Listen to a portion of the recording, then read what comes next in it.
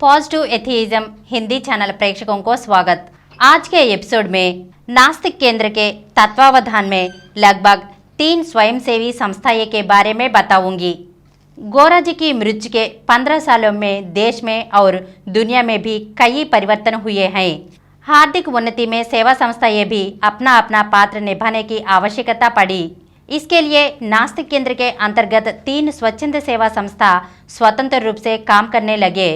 मेरी आखिरी दामाद वीरయ్య जी और मेरी लड़की नव आर्थिक समता मंडली को समर्थन से निभाते हुए गांव की उन्नति सिक्के संबंधित अनेक कार्यक्रम करते चले आए हैं। उसी तरह विद्या और विद्या की बेटी रश्मि और कीर्ति वासव्य महिला मंडली प्रभावी रूप से चलाती और स्त्री के संबंधित अनेक कार्यक्रमों को करने लगी। इसके अंतर्गत गोरा अभय निवास को खासकर मैत्री और सकला इसकी जिम्मेदारी लेकर काम करने लगी।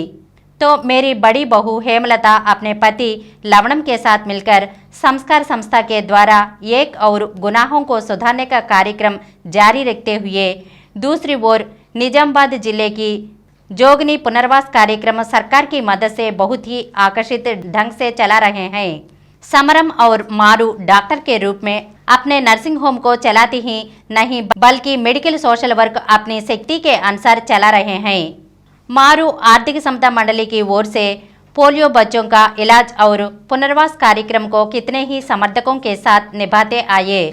मारू को सुब्रमण्यम जी की मदद पूरे तौर पर मिल रही है। समाज शास्त्र लेखक के रूप में आम जनता को वैद्य विज्ञान की बातें अपनी रचनाओं के द्वारा बताने में का स्वाद ले चुके हैं। विजयम और नियंता विज्ञान के प्रदर्शनों का निर्वहन में और पर्यावरण की रक्षा के विषय में खास मेहनत कर अच्छी सफलता प्राप्त की।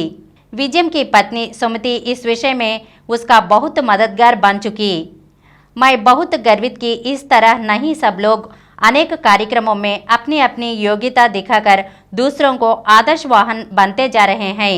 यह साबित हो चुकी कि समाज सेवा क्षेत्र में उन्नति कार्यक्रमों में क्षेत्र में भी उनका श्रम और अच्छे काम करने में कोई जाति पार्टियों देवत्व की जरूरत नहीं। इतना ही नहीं बल्कि यह भी साबित कर रहे हैं कि जनता में सामाजिक चेतना लाने में नास्तिक बहुत उपयोगी हैं। इसके लिए भी हम कुछ की नास्तिक दृष्टिकोण में इनकी समाज सेवा कार्यक्रम दुनिया के दूसरे नास्तिकों और ह्यूमनिस्ट के आदर्श बन चुके। गोरा जी का कहना है कि पार्टी के खिलाफ राजनीति होना चाहिए। सरकार जनता को दृष्टि में रखकर काम करना है, इसलिए 1952 में ही संसद के चुनाव में खड़े हुए। उसके बाद 1967 में असेंबली के लिए खड़े हुए। गोरा जी की मृत्यु के बाद 1978 में चली चुनावों में असेंबली के लिए विजयवाड़ा से विजयम और गुड़वाड़ा से रावूरी अर्जुन राव उम्मीदवार के रूप में खड़े हुए। 1989 में संसद के लिए विजयवाड़ा से लवणम बिना पार्टी के राजनीति को आवश्यकता को बताने और लोगों को सोचने का अवसर दिलाने इस तरह चुनावों में भाग लेना उपयोग सिद्ध हुआ। मेरी परिवार की तीसरी लड़की विद्या और उसके पति शेषगिरी राव जी पहले से ही कांग्रेस पार्टी में रहकर पार्टी की ओर से अधिकार और पद को संभालते थे। 1980 में चली चुनावों में विद्या को विजयवाड़ा से संसद को कांग्रेस उम्मीदवार के रूप में खड़ा कर दिया गया। तब KL राव जी के ऊपर 90,000 से ज्यादा मतदान की मेजॉरिटी से जीती। संसद में सेक्युलरिज्म के बारे में और जाति पांति के बारे में दिल रखकर एक पार्टी के सदस्य के रूप में अपने वश में श्रम करती आई। 1985 में वह हार कर फिर 1989 में कांग्रेसी उम्मीदवार के रूप में जीती। 1991 में फिर वह हार गई। गोमागो जी सोशलिस्ट पार्टी में होते हुए हमारे साथ काम करते थे। ठीक उसी तरह विद्या भी पार्टी में होते हुए नास्तिक दृष्टिकोण से काम करती थी। सारी सामाजिक सपनों में भी दूसरे परिवार के सदस्यों से विद्या और शेषगिरी राव जी समान रूप से मदद करते आए।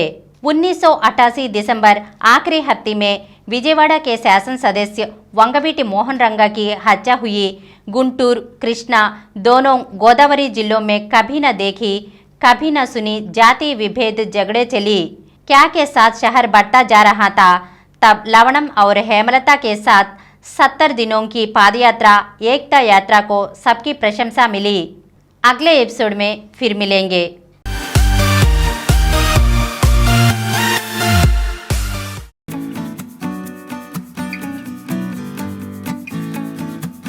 और कुछ वीडियो के लिए कृपया हमारे चैनल को सब्सक्राइब कीजिए और नीचे हुए घंटे के निशान पर दबाइए।